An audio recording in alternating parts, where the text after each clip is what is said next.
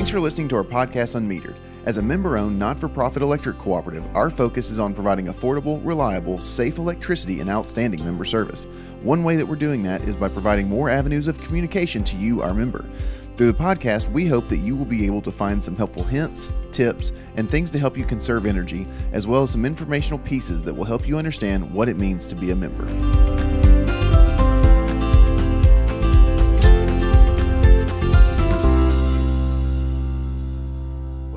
Welcome to the new unMetered live edition this week. It's a little bit interesting, a little bit different. You know, I'm pretty excited. We've been kind of working toward this, kind of been hinting at it for a little while, and I'm excited that the technology has worked, yes. And that we're able to join. Not just me and Josh here recording this week, but everyone gets to kind of listen in on it. Kind of watch it live, which I guess is kind of cool. It's nothing that we've done before. I mean, you start off, you go back, 40, this is 44, right? Mm-hmm. So you go back 43 other episodes, have all been recorded. They've never been live. The podcast itself is something different that we've never done before. Exactly, yep. And then we come on live, something different that we've not done before. Well, I take that back. You did it last week when you were up at the fair with the safety demo trailer. Yeah, but that's a little bit different. Of course, if to go back to what Josh was talking about, the safety demo trailer last week, Williamson County Fair was going on, and our safety demo team was out and presenting that. They'll actually be out at the Wilson County Fair, and actually they'll be at the state trooper graduation this Friday as well. Right. So they're getting out and about, and if you want to see what that trailer is about, our viewers can always go to episode 43. Right. They'll be able to see that on our website. It's a really cool demo. I mean, it truly fantastic. is. Our guys do a great job, but it also really just kind of explains what the type of safety hazards are, what we do, what our guys do out there, what they deal with, some of the common causes for outages. Right. And then one of my favorites is when they start talking about the call before you dig and why. Because especially on some days, when they're doing the demo and it's kind of humid outside, they draw these crazy arcs.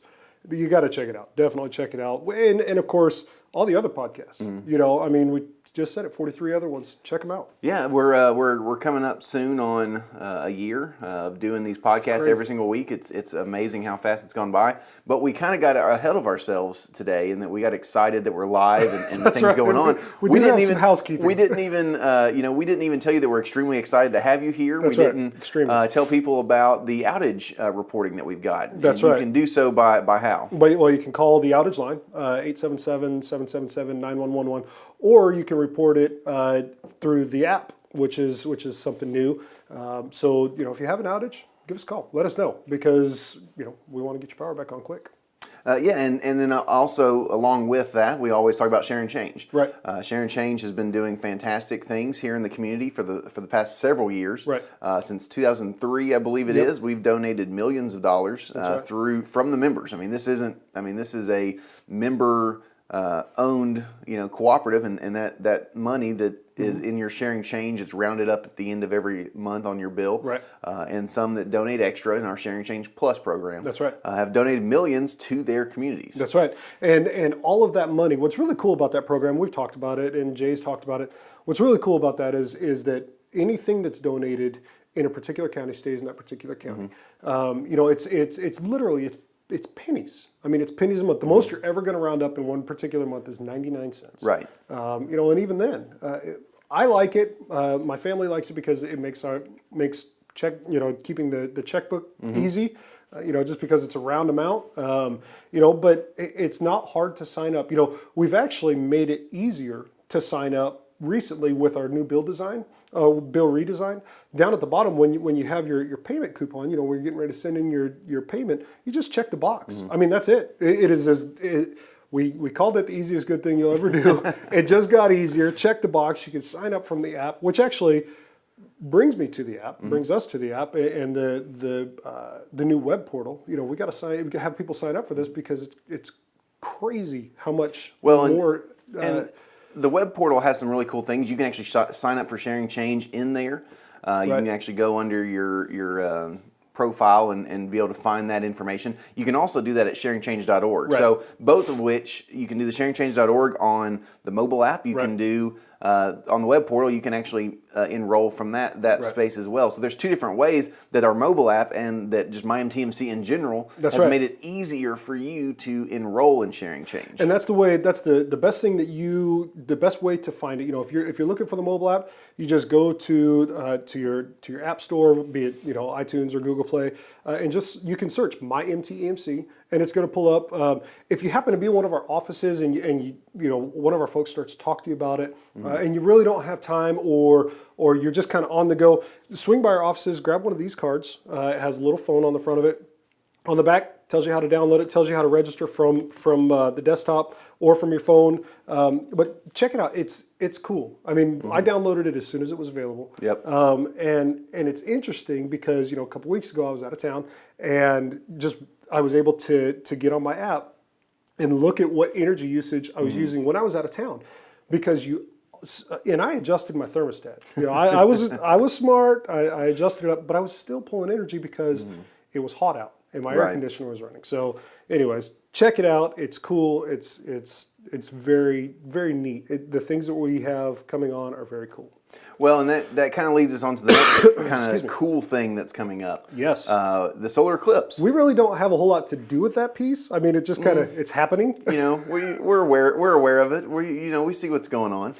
In fact, we aren't making it happen or anything like that. We've had a lot of calls and a lot of concerns about it, but one thing that we are doing, and we'll get into some of those concerns here in just a minute, but one thing that we are doing is that we actually were able to provide Cannon County a bunch of these solar eclipse glasses, actually. Right. So these cool little glasses, you wear them over your glasses is what I'm told, if you have glasses. I don't know, read the instructions on the side. But they're really cool. MTMC on the side, Cannon County did not have those glasses, and our community relations coordinator Jay Sanders was able to find the certified and the real glasses. Man, and let's touch on that for a second, because there are so many glasses that are out there, and I keep seeing stuff online about recalls. Make sure and check your glasses. Make sure that they meet the specifications that are put out there, because here's the deal: if you don't, it is going to mess you up. Regular sunglasses, not okay. Not okay to check out.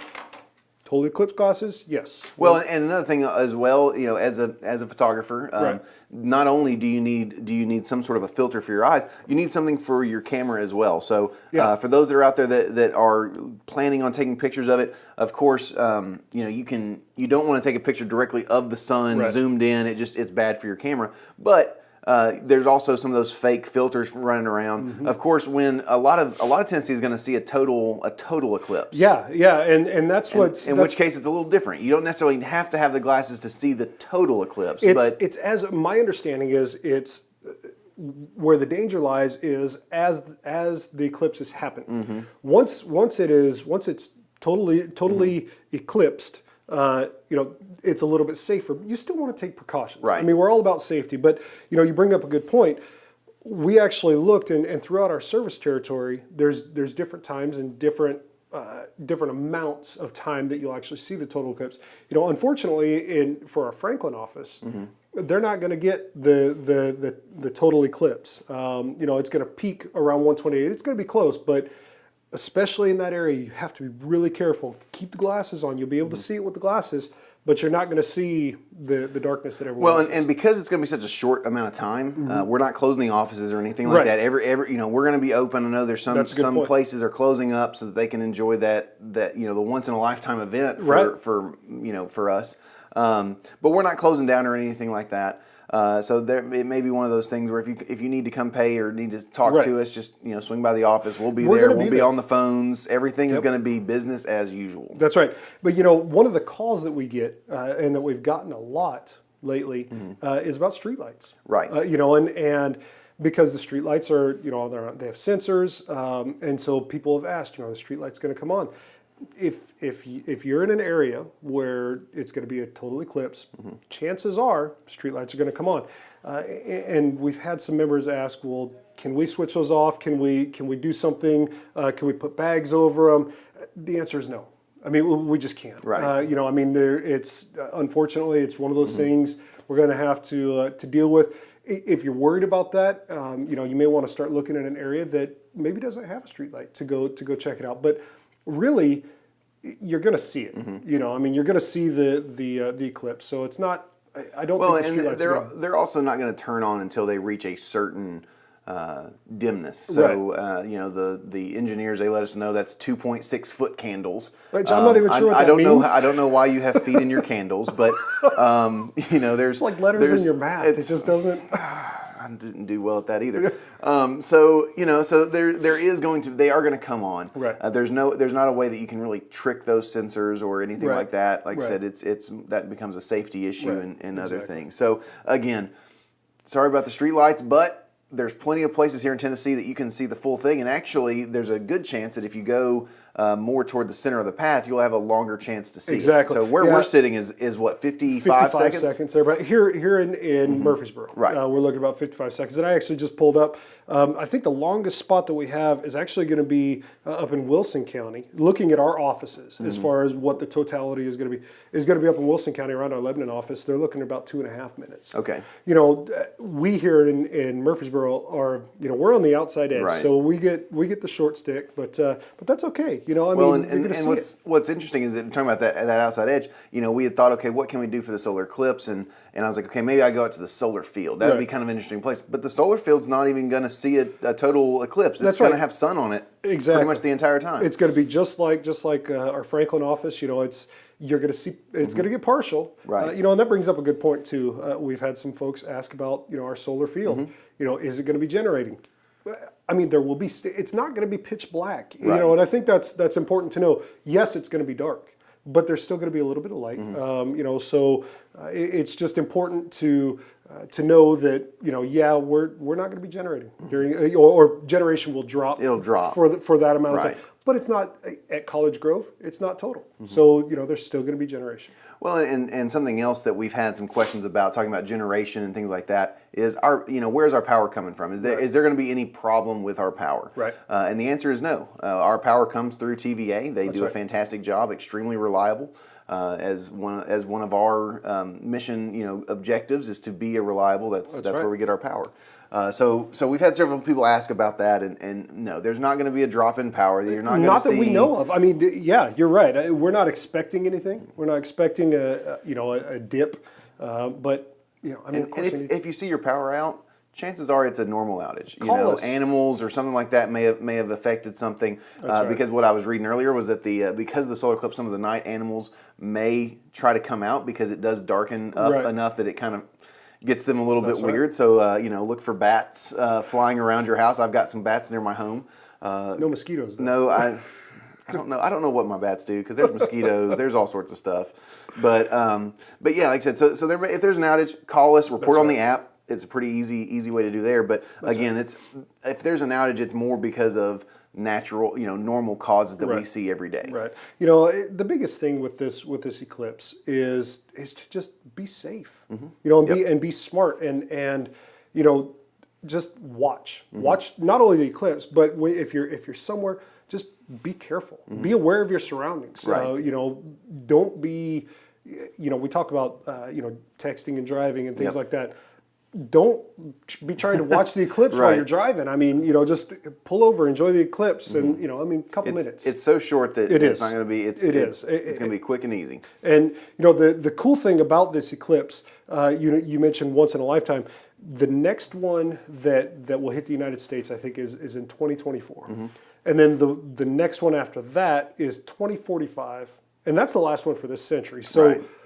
Yes, it is a big deal. It is a big deal, and I mean, I get it. I get why people want to see it. We're just asking you to be careful. Right. Be careful while you enjoy this once in a lifetime opportunity. It's very cool. Like I said, the solar eclipse happens, maybe once or twice in our lifetime. Something that happens every single year, though, is our annual meeting. Good point, man. Good segment. I like that. I like that. That was really good. I've been practicing that one. Yes, annual meeting next week, man. We're excited for it. It's going to be really cool. It's going to be good. There's going to be some questions that people have been asking that are going to get some answers. That's right. And we're going to talk. There's the business meeting portion. Doors open at 7:30. Right. Registration opens at 7:30. And that's also the health fair. That's right. And there's some other things that they can do while they're there. Our actually vegetation and safety Man, groups, they they're have going to be something there. pretty cool this year. Yeah. They have a cool giveaway. Last year we started the artist palette. Right. So some folks that get the Tennessee magazine, you see in the back these young artists that actually they enter the contest and they win. And last year we featured some of those winners. We're doing that again this year, and man, I've seen some of the art. It's pretty good, Right. man. I mean, it's really good. And so come out and check that out. 7:30, doors open, registration starts. But then there's the big grand prize, of course. Yeah, which is this year is an F-150. That's right. A used, retired from the fleet. It is retired from the fleet. It has several miles on it. But It's again, a good truck, though, man. I drove it and I thought to myself, I wish that I could win something like this. That's but right. again, You cannot. no, I can't. I surely can't. But that doesn't mean that our members can't. So That's again, right. in reality, it's pretty good odds if you right. consider the fact that it's an open event to all of our members. They That's right. register. Not only do they register to win for a truck, they win other prizes. There's door prizes. Cool thing about that is if you win a door prize, everybody's put back in to the truck giveaway. Right. The one exception this year, vegetation management, like you said, has a pretty cool giveaway. Yep. But that is going to be separate from the truck. So you're still going to enter for door prizes and the truck like you normally would. When you go see our folks in the vegetation management area, they have a separate drawing, separate tickets. So Right. you don't have to worry, do I have to enter one or the other? No, you don't have to worry about that. It's two totally separate things. But everybody gets entered in for the truck, and that's at the end of the meeting. But show up because there's some really cool stuff. Plus, for all the members that register, you can get a Cracker Barrel gift card. That's right. So you show up and you register. Yep. And look, last year we had about 2,000 people. Somewhere in that range. I mean, so odds of winning a truck, if everybody was a registered member. Now that's not Right. 2,000 registrations, Sure. but even if it was 1 in 2,000, chances are better than winning the lottery. much better. You come by, you get some coffee, get some pastry, some fruit in the morning. And it's cool. It's a fun atmosphere. And the other thing is that you get to be involved. That's right. And that's at the heart of the cooperative, being That's a right. member-owned cooperative, is that it's is a about great point. member involvement. Yep, and that is a great point. We are member-owned. We're not for profit, but this is a meeting for the membership. Yep. So many folks ask us, or talk about, when it comes to things going on, that we just do what we want. No, this is where your board of directors is elected. This is where your voice can be heard. So come out. It's next Saturday. Yep. 7:30 doors open. Business program starts about 9. It's not long. We'll be done by 11. I mean, so really, come out first thing in the morning. You got your whole Saturday to do. And if we're still going at 11, that means that It's just a long meeting. Jay Sanders got long-winded, Hey, maybe. But and that could happen. For those who've seen Jay or listened to it, that could happen. we're looking Absolutely. forward to hearing a report from Jay. Jay awesome. does a great job with our community involvement. He's going to be showing off some of our Washington Youth Tour winners, and That's right. along with the scholarship winners. That's there's right. a lot of things that are going on. So We got some pretty cool sharing change videos that you've been shooting and putting together, and they're really good. I mean, Right. they tell some pretty cool stories. So I'm excited for people to see them because it's their meeting. It's where their money's going.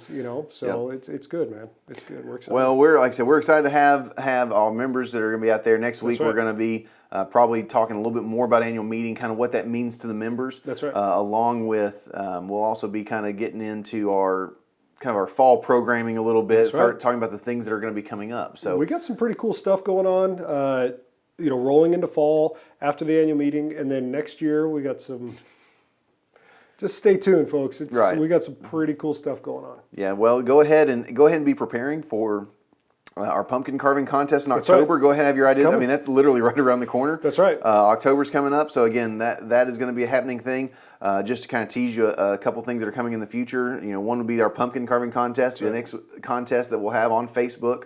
If you don't follow us on Facebook yet, be sure to do that because we are looking at more giveaways, more contests, right. and you can also get more information for what's going on at your cooperative. That's right. It's all about you and what we can do for the members. So check it out. I mean, follow us. All that good stuff. We got a lot of good stuff coming up.